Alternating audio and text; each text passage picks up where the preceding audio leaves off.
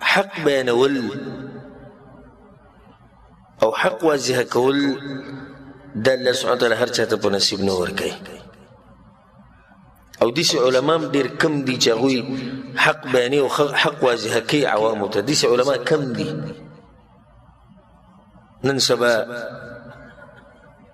غټه د نقصان خبره دا چې حق پرست علما به تاته کم میلاوي خصوصا دا فتنه چې راوتې ده کومه د موبایل ده نو په دې باندې هر سړی لګیا دی خپل دعوت چلی که شیعه دی که بریلی دی که قادیانی دی او که پرویزی دی او که عثمانی دی او که مقلد دی او که متبع دی هر څوک لګیا دی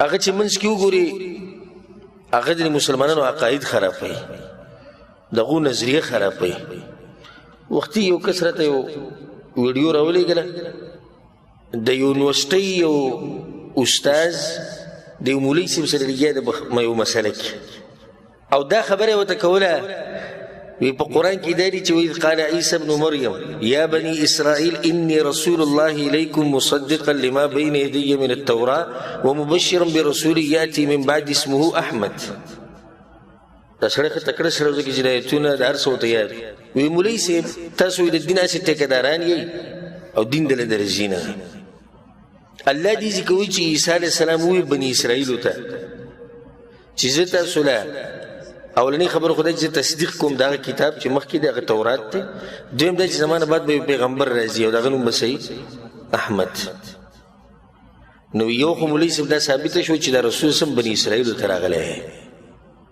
ګوره څنګه ګمراه کول نن سبا کېږي دا مولوي صاحب یې راګیر کړی دی ورته اوس دا سوچ مه کوو چې موږ به ورته جواب ورکوو دی څوک راټینګ کړی دی ځان ته څه وي دومره غټ پټکی والی چې رابطې باران ترې نه وتو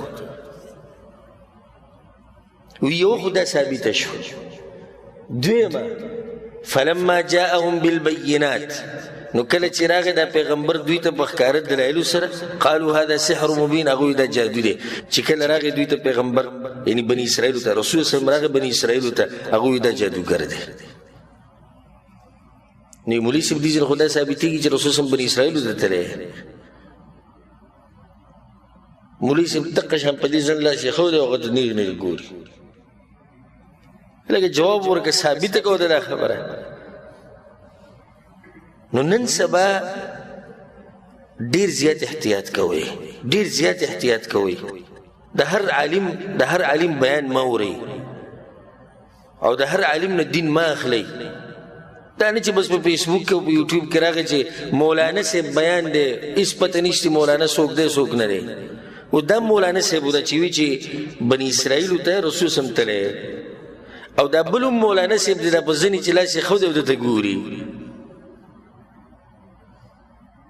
شیعهګان خپل مذهب خورئ بریلیان خپل خورئ او دا عوام یې ګوري زموږ د عوام چې د هغوی عقیدې په فطرت دي برابر دي د هغوی نه متاثره شي صرف په دې چې یو قیسې مزداره کړې ده په قیسو باندې کار نه کېږي صحیح منهج والا صحیح عقیدې والا عالم نه به دین زده کوي او ډېر مولیان نن سبا چې لباس یې د مولیانو دی او دنه هغوی یو مکر او دوکه کوي د دې عوامو د دین خرابوي او پخوا یو شاعر تیر شوی دی احمد شوقي د عربي په شاعرانو کې د مشهور شاعر تیر شوی ده په دې شاعري کې یو قصه کړې ده او هغه قصه ده د بانګي او د ګیدړ یا د بانګي او د لومبړې ډېره ناشنا قصه ده او عنوان یې دا دی وی ګیدړ مولا شوی ګیدړ نه څه جوړ شوی دی مولا دا ګیدړ په دې زناورو کې یو مکار زناور دی مکر ډېر کوي چلونه وله ډېر ورځي مشهور دی په دې مکر او په دې دوکو باندې ناغه څه وایي ډېر ناشنا اشعار دي او تاسو ته بیانوم ډېر خوند کوي واورئ وی برز الثعلب یوما فی شعار الواعظین یو ورځ وی لومبړه یا ګیدړ راښکاره شو په داسې شکل کې چې خلکو ته نصیحت کوو في شعار الواعظين. نن سبا ګوره ډېر خلک کوم دقه شان دي نصیحت په شکل کې لګیا به مولوي صاحب د مولانا صاحب د مفتي صاحب. فمشى في الأرض يهدي ويسب الماكرين.